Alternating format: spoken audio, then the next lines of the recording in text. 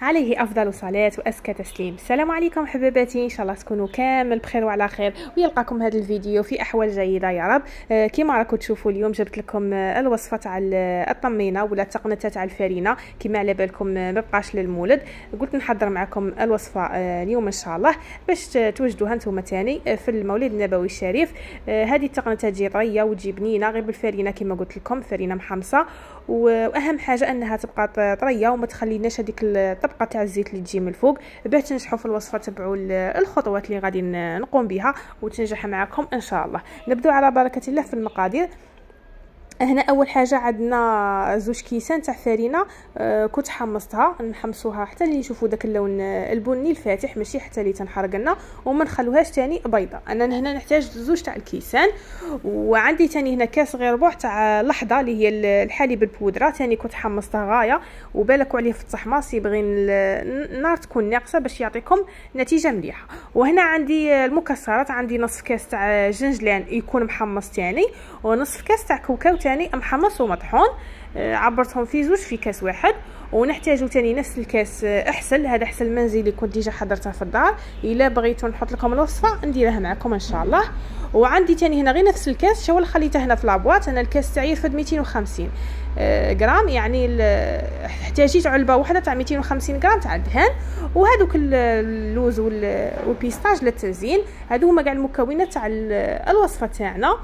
هنا غادي نبداو. اول حاجه نحطوا النواشف تاعنا، قلت لكم زوج كيسان تاع فرينه اللي تكون محمصه، شوفوا اللون تاعها كيفاش راه بني فاتح، حمصوها غايه ما تخلوهاش بيضاء وما تحرقوهاش تاني.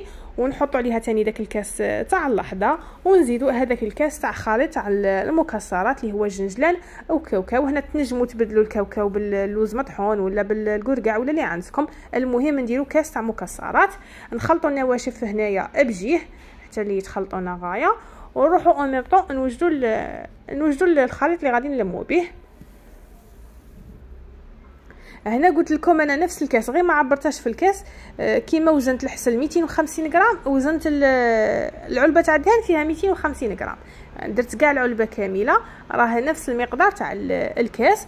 هنايا الخطوه المهمه باش تجيكم التقنيه شابه، اننا ندوبوا الدهان وحده، يعني الدهان غادي نديره في الغاز يذوب، والحسل ما ندوباش نخليه بارد. غادي هذيك الحراره تاع الدهان هي اللي غادي تخليه يحمى كما نقولوا ويطلق. الحسل ما لازمش يغلى في النار، لانه كون نديروا الحسل اللي غادي يغلى في النار غادي يزيد ييبس ويخلينا التقنيه تاعنا تجينا يابسه. كما شفتوني خلطت ذوبت الدهان وحطيت عليه الحسل وجبتهم هنا في بول كبير، عندي كاس في الكاس زوج، ونبداو نضيفوا في النواشف تاعنا. انا شفتوني كان عندي 4 كيسان، دوك نبدا هنا نحط بشويه ونقول لكم شحال كلالي.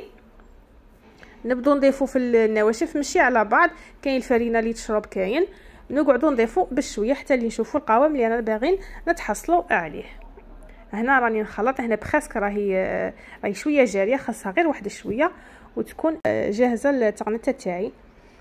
هنا زدت غير شويه، شوفوا بقى لي هنا نصف كاس ما درتهش، يعني ما داتليش 4 كيسان كما وريتكم في الوصفه، دات لي 3 كيسان او نصف، يعني في كاس تاع دهان وكاس تاع حسل، دات لي 3 كيسان ونص من النواشف اللي شفتوني خلطتهم معكم.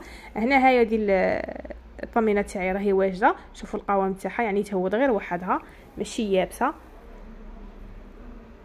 تبعوا هاد الخطوات تنجحوا فيها. وهنا حطيتها في البلاط تاعي الطبسي تاعي كما راكم تشوفوا، ونديروا لها التزيين اللي بغيتوه هنايا اللي متوفر عندكم. هنا نخرطوا الطبسي غير شويه مع الارض كما هكا باش يولي لنا السطح تاعها ليس. شوفوا كيفاش راهي تبان تبري وما خرجت لنا لا ديك الطبقه تاع الدهان لا الا حتى حاجه.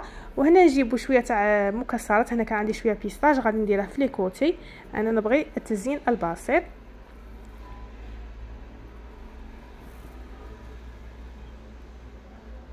هنا نديروا في المكسرات كما قلت لكم مع الحاشيه غير هكا.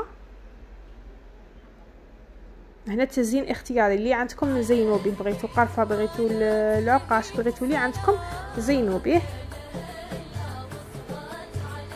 ونجيبوا هنايا اللوز تاعنا وغادي نحطها في الوسط على شكل ورده، يعني تزيين خفيف.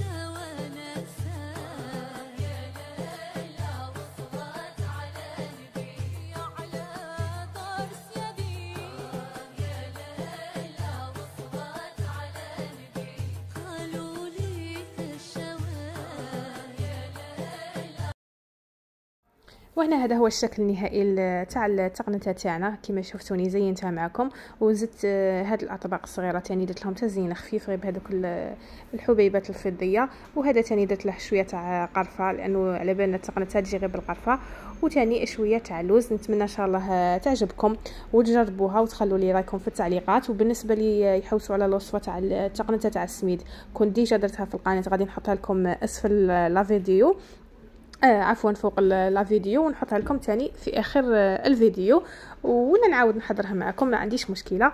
ما بقى لي غير نقول لكم تهلاو في روحكم حبيباتي، وما تنسونيش باللايك وتبارطاجوا الوصفه مع الاصدقاء تاعكم. واللي هي جديده نقولها مرحبا بك في قناتنا، ما عليك غير تشتركي وتفعلي زر الجرس ليصلك كل جديد. ما بقى لي نقول لكم تهلاو في روحكم، الى وصفه اخرى من وصفات مطبخ وهرانيه. سلام.